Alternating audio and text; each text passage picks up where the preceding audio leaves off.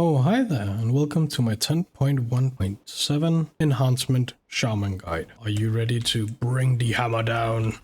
Cool, then let's get into it. The stats you want to look for as an Enhancement Shaman depends on which of the two builds we currently are running you want to use. The two builds are the Storm build and the Elementalist build. Now, luckily, both builds want the same stats, however, the best stat is different. So, for the Elementalist build, it's Mastery and Haste, whereas for the Storm build, it's Haste Mastery. There are a lot of nuances as to why it's like this, but regardless, as long as you get Haste and Mastery, you're fine. Crit is something we don't value as high. You don't really go for versatility as an Enhancement Shaman, simply because the overall damage increase is less than you would get for more haste and more mastery. However, in certain high-end situations, like high Mythic Plus and Mythic rating, versatility can be nice as an extra layer of defensiveness, because as we will get into, shamans are not very durable. Before I go into the talent trees, as always, I will have them linked in the description below, where I will post every build that are currently used in every situation, so that you can take your pick.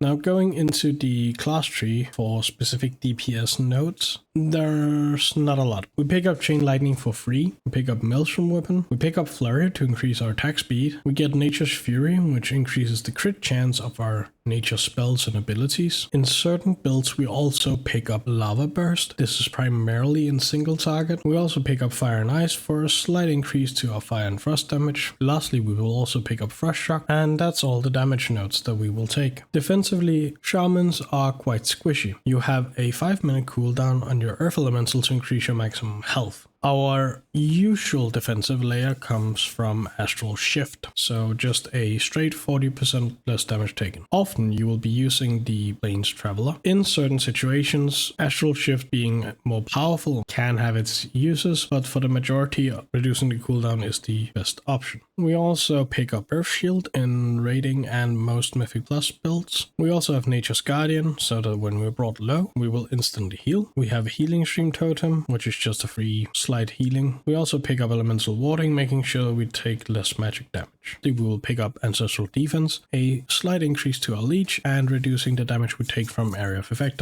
attacks. We can also pick up Spirit Wolf, so that our Ghost Wolf now gives us up to 20% damage reduction. However, note that you have to shift into your Ghost Wolf and be in Ghost Wolf for 4 seconds before you gain the maximum benefit. We also pick up Brimming of Life as a defensive, increasing our maximum HP and reducing the cooldown of Reincarnation at full HP. Reincarnation is basically just a free combat rest that you can use on yourself if you end up dying during an encounter. Utility-wise, shamans are great. You can do so many different things depending on the situation, but a shaman can basically bring something for every situation. Say, do you need an interrupt? Well, we got the best interrupt in the game. Low cooldown, ranged. We can break up Tremor Totem for breaking fear, charms, and sleeps. This is going to be very handy for next season in Taldasar with the Dino boss for people who don't understand that boss. You can pick up Capacity Totem to gain a AoE stun. You can pick up a single target Hex, basically a polymorph. You can pick up Cleanse Spirits to remove curse effects. You can pick up Thunderstorm to knock things back, and you can improve that to be a knock up rather than knock back. You can also pick up Poison Cleansing Totem. You can even pick up Stone Skin Totem or Tranquil Air Totem if you need it for any specific situation. And of course, you can pick up Ancestral Guidance. Despite our off healing being nerfed this patch, it is still nice to have, and it can definitely be quite a bursty heal due to the nature of Enhancement's damage profile. One thing I will note though, as Enhancement, Totemic Projection is amazing, and I would always pick it. It is so incredibly powerful and useful, because as an Enhancement Shaman, you will bring your Windfear Totem. However, sometimes you either have to run away from your Windfear Totem, or you have to move during an encounter. Having Totemic Projection just moving your totems with you so that you're always in range with them is amazing. And better yet, it is off the global cooldown, so you should macro it into your Storm Strike and your Lava Lash. That way you'll make sure that your Windfear Totem is always beneath you. It will also make it so that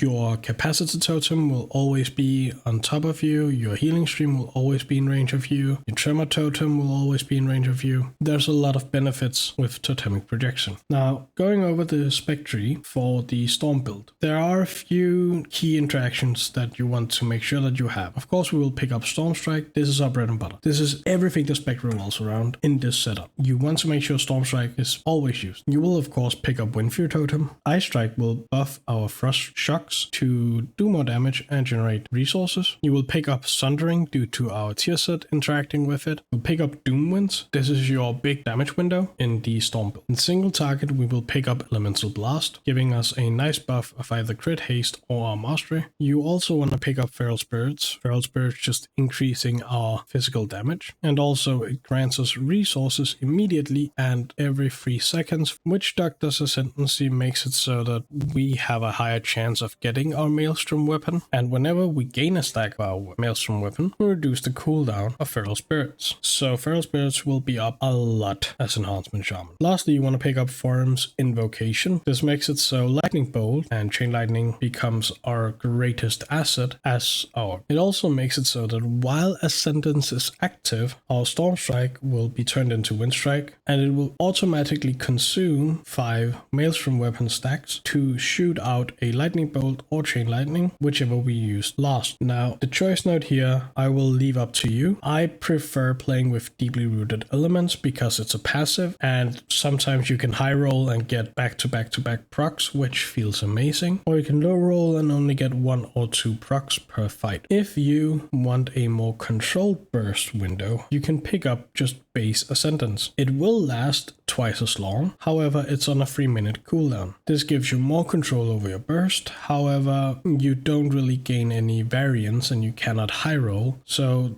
there is a slightly lower ceiling to your potential damage output. Now, the Storm build in AoE is only viable thanks to our current tier set from Aberrus. This puts the Storm build in AoE on par with the Elementalist AoE build. However, it is significantly easier to play well as the Storm build. Technically, the Elementalist build is better in Mythic Plus, but you will have to understand more of the nuances. I will explain the Elementalist builds afterwards. The main change going from the single target Storm build to the AoE Storm build is that we completely spec out of Lava Lash, Lava Burst, and Elemental Blast. Now, the reason for this is that we will go into a cycle between Storm Strike, Chain Lightning, and Crash Lightning. Now, Crash Lightning is quite interesting because it's basically just passive cleave. If you hit 2 or more targets with Crash Lightning, you make it so for the next 12 seconds, your Storm Strike and Ice Strike in this build will also deal an additional X amount of nature damage to all targets in front of you. The good thing about the Storm AoE build is that you sacrifice very little single target damage in order to pick up all the AoE you want and need to be competitive. If you want to play the Elementalist build, it is somewhat similar to the Storm build. However, you will notice that we don't pick up Doom Winds and we don't pick up Ascendance at all. Rather, we will be going down the right side of the tree picking up all of the Lava Lash increasing talents, and we will also pick up Primordial Wave. Now, you still gain a bit of cleave with Hailstorms into Swirling Maelstrom in this build, so this is a general good all-purpose build that can work until you get your 4-piece, or if you just prefer the playstyle, you can easily continue playing like this. You will, however, be slightly behind a Storm player who gets a lucky streak of Ascendance procs. The main focus you want to be doing as the Elementalist build is making sure that you use your Sundering to activate your tier bonus and then have Primordial Wave into a ginormous Lightning Bolt. Outside of that, it's kind of the same. However, be aware, with Hot Hand, you can easily get into a situation where you will be spamming like Lava Lash, Storm Strike, Lava Lash, Flame Shock, Lava Lash, Ice Strike, Lava Lash, another ability, and simply cycling between Lava Lashes and anything else basically. It can be quite fun, but yeah, in single target the Storm build will be better. Now, the AoE Elementalist build is actually rather simple to play. once you understand the interactions between your kit. The major part is that you will be naturally spreading your flame shocks with molten assault. So you use flame shock on a target, then hit it with lava lash. Now you have flame shock on 5 targets. This will increase the damage of your next lava lash and also reduce your cooldown. And then you combine it with crash lightning to make lava lash burst windows. The other thing is that you want to make sure that you spread flame shock to as many targets as possible. Then you want to use sundering and then primordial wave lightning bolt, because the way primordial wave works is that it hits all targets affected by flame shock with a ginormous lightning bolt. So you can do a very big burst AoE every 45 seconds, whereas the storm build is way more consistent AoE damage. The Elementalist can do burst AoE, which is often more useful in high-end M+. But yeah, that's the general differences.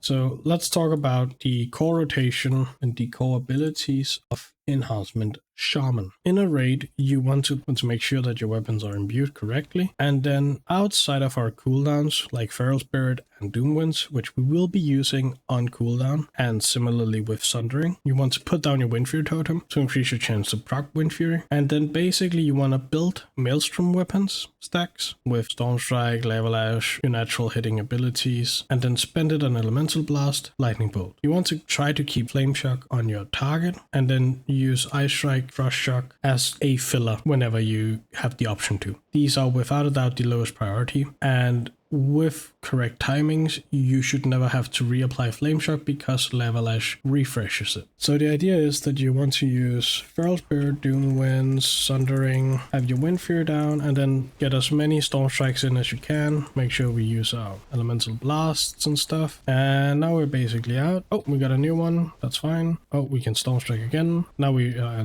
in a sentence. So now we just use a sentence wind strikes, and we can refresh that one. Now we have Feral Spirits again, and we can just continue this cycle of blasting away as much as possible.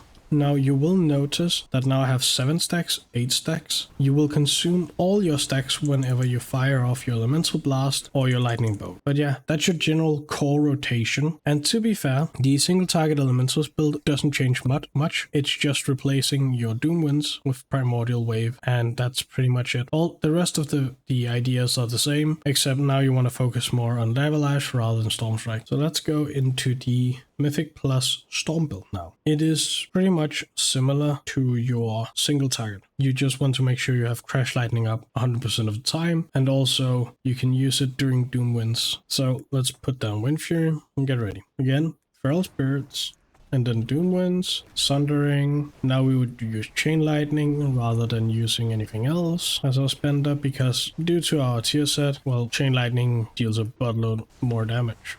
And we also gain resources back. Now you will manually have to recast your Flame Shock in this situation. This is basically it. Now you're just hoping for good procs of your Stormkeeper. And there we go. Sentinels as well. This is a lovely video. And once again, it's all about keeping Storm Strike on cooldown. And that's Storm AoE. I will just quickly explain the AoE Elementalist build in case you want to try it out and see how it works. You will be lava lashing different targets to increase the damage Flame Shock does to that target, which means you will be switching targets a lot, which can be very hectic if you're not familiar or comfortable with the playstyle. Now luckily here I can only hit one target dummy, but I can still somewhat show the idea behind the rotation, right? So once again, we'll get Windfury totem down, we run in with a Flame Shock, then just a quick Lava Lash to spread it out, Storm Strike, Crash Lightning, we want to keep that up at all times, Feral Spirits, Sundering, and now that we have Hailstorm procs,